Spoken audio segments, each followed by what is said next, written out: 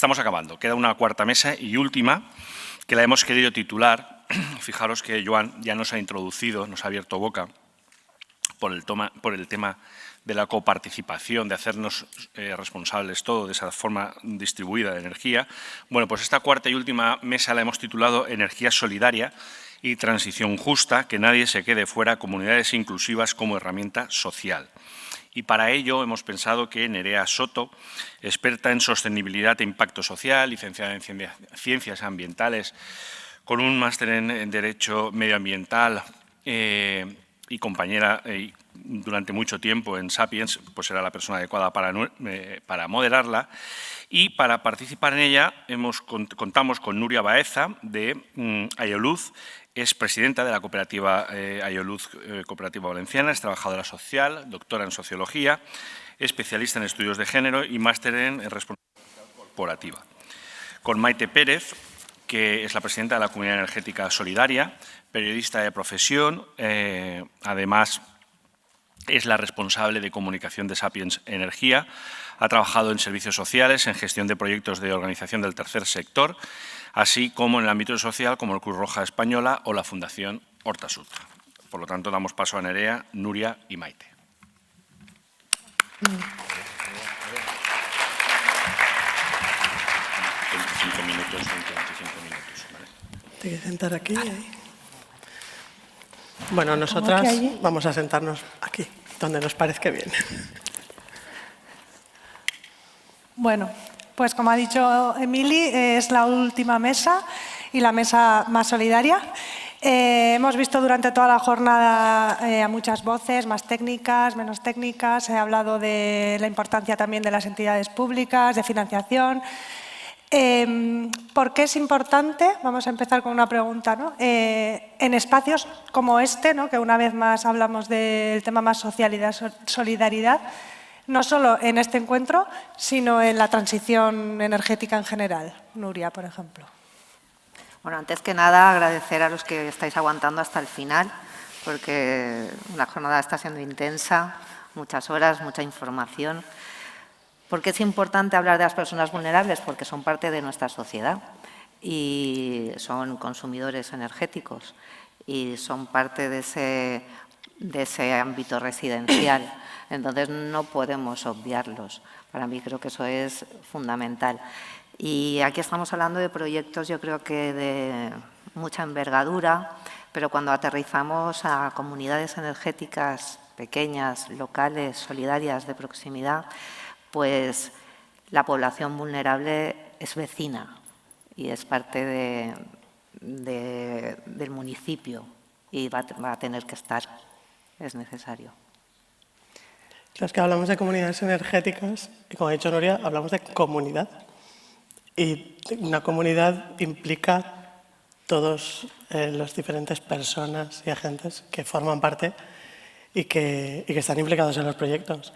Y ya sabemos, y aquí lo sabe todo el mundo, que sin energía, una familia, por ejemplo, tiene muy difícil poder evolucionar en muchísimos sentidos. Estamos hablando de energía para personas en situación y familias en situación de vulnerabilidad, que a veces se desconoce, pues que no tener esa energía pues significa no tener electricidad, o sea, no tener termo para que los niños y los papás y las mamás se duchen, o que haya cierta higiene en el hogar, o, es decir, el no tener para pagar la factura tiene unas implicaciones muy profundas que afortunadamente las personas que a lo mejor no están en esa situación, que no conocen de cerca esa situación, no son capaces de imaginar.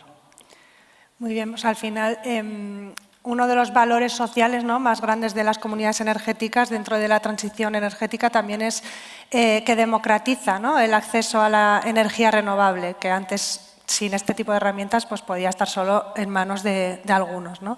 Maite, por ejemplo, sé que desde Sapiens estáis promoviendo varios proyectos de energía solidaria, también eres presidenta de la Comunidad Energética Solidaria.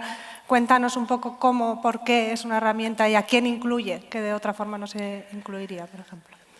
El objetivo, ahora mismo estamos en un proyecto piloto en Paiporta de la Comunidad Energética Solidaria. El objetivo es que personas y familias que están en situación de vulnerabilidad, y sobre todo en este caso pues nos hemos dirigido a beneficiarios y beneficiarias que han sido especialmente perjudicados por la DANA de 2024, que siguen los efectos. Es decir, muchos programas o algunos de los programas que se han puesto en marcha desde octubre de 2024 ya han finalizado, pero los efectos continúan. Entonces, son esas familias y esas personas que están en esa situación de vulnerabilidad y lo que queremos es ceder la energía a las personas que cumplan una serie de... que tengan una situación que va a ser validada por organizaciones que tienen capacidad para ello, y vamos a ceder la energía de manera que sea una forma de ayudarlos a salir o a avanzar desde esa situación de vulnerabilidad.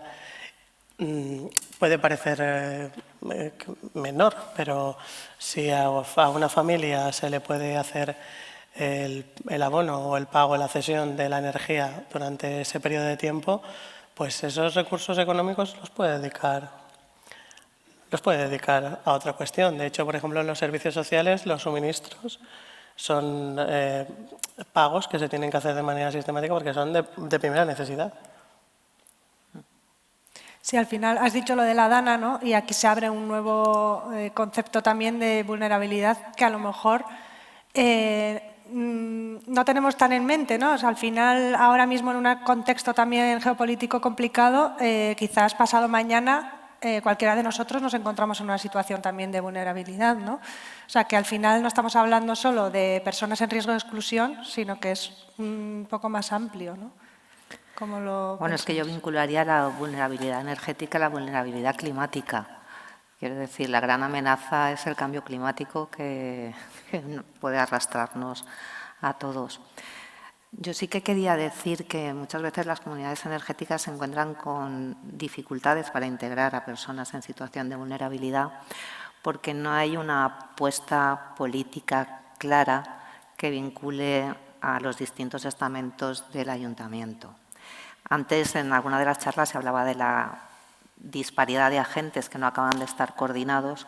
Pues cuando hablamos de situaciones de vulnerabilidad, eso se reproduce desde servicios sociales, entidades de tercer sector, el propio ayuntamiento.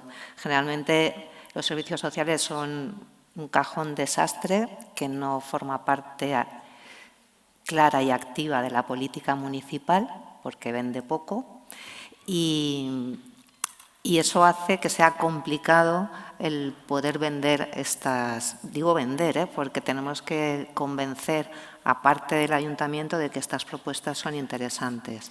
Las comunidades energéticas, con buen criterio, delegan o piensan que quien ha de decidir y señalar a las familias vulnerables no han de ser los propios participantes de la comunidad energética, sino los servicios sociales que tienen la información y tienen los cauces reglados para hacerlo. Entonces, esto está siendo realmente un obstáculo a la hora de poder vincular a las familias vulnerables a los proyectos de las comunidades energéticas, entre otros muchos retos. Porque técnicamente, esto en términos generales, también es más sencillo pagar las facturas de los suministros, a lo mejor, que hacer todo el trabajo, todo el proceso de incorporar a familias de determinados colectivos. Posiblemente porque nadie se lo haya explicado bien, sí. Posiblemente porque sigue sin entenderse el mercado energético, sigue sin entenderse las posibilidades que hay de optimización de facturas. Antes lo comentábamos, ¿no? Pues el nombre de mi cooperativa es definitivo, A, E, I, O, luz. O sea, las vocales de la energía, los rudimentos de la energía, porque seguimos encontrándonos charla tras charla. Cuando preguntamos si alguien entiende su factura de la electricidad, sigue sin ser clara. El mercado energético, el mercado de la luz es opaco. Y eso lo traslado a cualquier estamento de la sociedad. Y las técnicas de servicios sociales y concejales municipales en muchas ocasiones siguen teniendo esta falta de claridad en la información y eso dificulta mucho el acceso. Que a menudo se traduce también en una falta de confianza. Claro, que es lo que decía antes Joan Herrera, evidentemente. Aquí las eléctricas pues, han hecho su papel para que nadie entienda qué está pagando ni a qué precio, que sí que te regalan un mes gratis de algo, pero si preguntas por ahí nadie sabe el precio de su kilovatio hora. Y las familias vulnerables menos, que además tienen las dificultades de muchas veces no ser los titulares de los contratos, de vivir en casas sumamente ineficientes, de carecer de formación en cuanto a gestión eficiente de la energía. Que esto, si me permitís, quería apuntarlo porque no se ha hablado en ningún momento de la eficiencia para necesitar instalar menos. La gestión eficiente de la energía me parece fundamental para que todo sea un poco más barato. Si aprendemos a gestionar mejor la energía, quizá necesitamos menos paneles, menos baterías.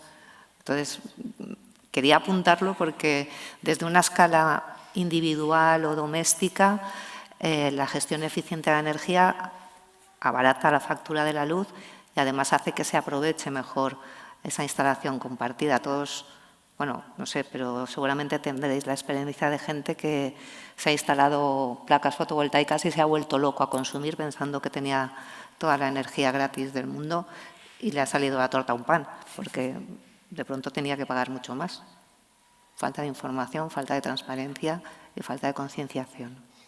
Claro, hacemos un trabajo, seguimos haciendo un trabajo, tanto vosotros como desde Xavier, un trabajo de pedagogía, de información, nos acercamos a los territorios y a las personas, pero aún así sigue quedando ese espacio un poco de nadie, una tierra de nadie, a la que nos cuesta llegar cuando a las comercializadoras, tradicionales, no se les pone esa pega y esa desconfianza que a las comunidades energéticas o a los proyectos diferentes, a las alternativas sí se nos pone.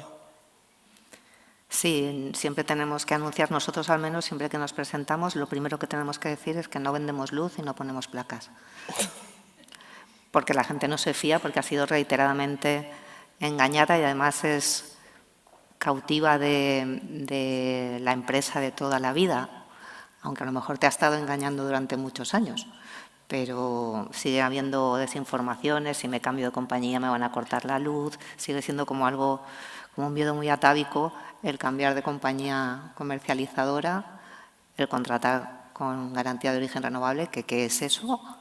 Y bueno, pues ahí insisto que yo creo que esto no es inintencionado, o sea, no ser transparente en la información de la gestión energética y de los precios de la energía, yo creo que esconde detrás intereses de muchos millones de euros, de unos pocos. Sí, bueno, creo que esto es un reto, ¿no?, a nivel ciudadanos en general, no solo colectivos vulnerables, sino que el tema de la prevención o de la eficiencia energética antes de, bueno, eso, de que sea renovable o no, si no voy a consumir lo que realmente necesito, que es un punto muy importante. Y luego has comentado también el reto, ¿no?, de los servicios sociales locales y Maite, tú has comentado que trabajáis también con entidades del tercer sector, ¿puede ser? Cuéntanos un poco más la importancia también de contar con ellos, ¿no? Claro, por un lado las entidades del tercer sector, en este caso por ejemplo de Paiporta, conocen el territorio, tienen identificados a las personas y a las familias que tienen esa vulnerabilidad o que están en esa situación de vulnerabilidad y que podrían integrarse en el proyecto, porque también tenemos unas necesidades desde el punto de vista técnico que se tienen que quedar cubiertas. Y estas organizaciones son las que nos están ayudando a hacer esa identificación de las familias, ese trabajo de información, para que nosotros contactemos con ellos y ellas y podamos informar de en qué consiste el proyecto, cómo les puede beneficiar, hasta dónde llegamos, que de momento en esta experiencia piloto va a ser un tiempo que luego durante un año que luego se podría prorrogar, para que esas familias que están en este momento, en esta situación de vulnerabilidad, pudieran hacer esa recuperación, porque de nuevo es una situación, ahora mismo en el proyecto que tenemos previsto no tiene el objetivo de que sacar a las personas más vulnerables, porque no podemos, no estamos en eso de la máxima situación de vulnerabilidad, pero sí podemos ayudar a familias y a personas que están en esta situación a salir adelante y a poder recuperarse. Y con la ayuda de estas organizaciones que están en el territorio, que son las que conocen realmente tienen identificadas a esas personas. Y luego, además, aparte del proyecto piloto, acabamos de anunciar la semana pasada que también tenemos otros proyectos. Vamos a poner en marcha con ayuntamientos del Camp de Morvedre y del Hortanor. Con Sagunt, Canet, Follos y P3 se van a poner en marcha comunidades energéticas solidarias. Se ha presentado a la solicitud a una de las ayudas del Ministerio y se espera poder también beneficiar a cerca de 80 hogares que van a poder tener también esta contribución a algo tan básico como es el suministro eléctrico en los hogares. Y luego esperamos también, estamos pensando en cómo ampliar nuestro alcance o el alcance de la Comunidad Energética Solidaria para poder llegar a más personas y acercarnos a colectivos que pueden necesitarnos. Hablamos de colectivos con una perspectiva de... Es que a mí la palabra me asusta un poco a veces hablar de colectivos, pero estamos pensando en personas que están en esta situación de vulnerabilidad, personas que tienen diversidad funcional o personas mayores que a lo mejor les resulta más difícil entender todas estas cuestiones y al común de los mortales a veces nos ha resultado difícil.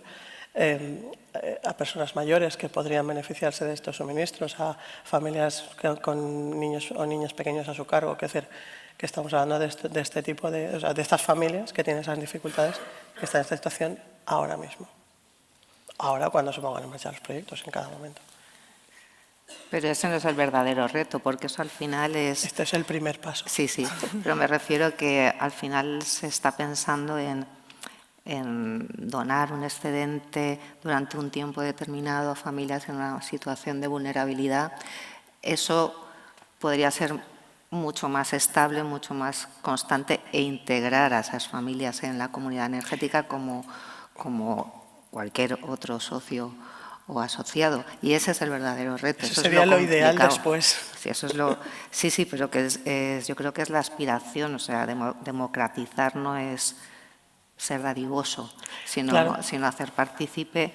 Y a veces, bueno, pues igual que aquí al final estamos hablando, desde mi punto de vista, del derecho a la energía como un bien básico fundamental, que no está reconocido, que no es verdad, vinculado al derecho a la vivienda, que todos sabéis cómo está. Entonces, bueno, pues para democratizar la energía hay que reconocerla como un derecho. Una herramienta puede ser una comunidad energética, pero se queda corto. Y yo creo que los retos a los que se enfrentan ahora las comunidades energéticas, que por fin tienen tejado, que por fin tienen instalación, que por fin tienen derivación de energía y pueden compartirla, es en qué más se pueden convertir. Más allá de compartir energía, ¿qué más pueden hacer? Eso es un camino por imaginar, ¿no? Todavía, y se están dando pasos. Lo bueno es que nos vamos encontrando, vamos compartiendo, pero el reto está ahí, ¿no? En qué más se puede hacer. Han dado algunas claves, pero yo creo que lo fundamental también es crear esa entidad de solidaridad que es a contracorriente de todo lo que estamos viviendo. Somos muy... O sea, lo que queremos es algo muy hasta contracultural, ¿no? Queremos ser solidarios, compartir, integrar a gente desfavorecida, ole, pero... Compartir energía. Y más cosas, es que desde una comunidad se pueden compartir muchas más cosas y ahí es donde está el reto para mí. Claro, pero por lo que decía al principio, estamos hablando de comunidad, de crear comunidad. El primer paso es este que estamos comentando, de que estas personas puedan beneficiar a estas personas o familias y, claro, una posibilidad es integrarse en la comunidad energética y a partir de ahí formar parte ya de esa comunidad. Y ya te digo, o sea, nuestro objetivo es seguir avanzando en estos proyectos. Claro, una posibilidad que desde servicios sociales alguna vez hemos propuesto es que igual que se dan ayudas para compra de electrodomésticos o tal, que se dé ayudas para pagar la cuota de participación en una comunidad energética. Eso es una tipología de ayuda individual que no existe hoy por hoy y que para nosotros sería mucho más integradora. Sí. Sí, no hablar de solidaridad, sino de comunidades energéticas ya de por sí inclusivas, ¿no? Claro. Con todo tipo de perfiles, sí. Los retos a contracorriente son varios, ¿no? Al final habéis hablado también de las grandes compañías, esto también es ir haciendo proyectos pequeños que vayan cambiando un poco todo el sistema. Al final, bueno, muy de acuerdo con que, imaginando en el futuro, lo ideal sería que ya de por sí las comunidades energéticas tuvieran desde el inicio ese diseño inclusivo, ¿no? Y no después de pues lo que me sobra o voy a hacer una, o entiendo que te lo imaginas así, ¿no? ¿Cómo os gustaría imaginaros el futuro de las comunidades energéticas en torno a este tema? Pues de esta manera, que se ofrecieran oportunidades reales de pertenecer y ser parte de la comunidad. Evidentemente hay muchos obstáculos, pero para mí eso sería realmente inclusivo y democratizador, que las personas socias o asociadas, según la fórmula jurídica de la comunidad energética, tuvieran voz, voto y se beneficiaran de la cultura cooperativa, de la formación que pudiera darse dentro de esa comunidad energética, de esa movilidad sostenible como una persona más. Para mí eso sería lo realmente interesante. Es una visión que compartimos. Es decir, Bueno, es importante, esa es la visión, ¿no? Y al final en el día a día pues estamos trabajando por ello. Yo creo que vamos por el camino, vamos a intentarlo y nada, muchas gracias a las dos. No sé si alguien, nos quedan 5 minutitos, si alguien quiere comentar algo. La gente tiene hambre.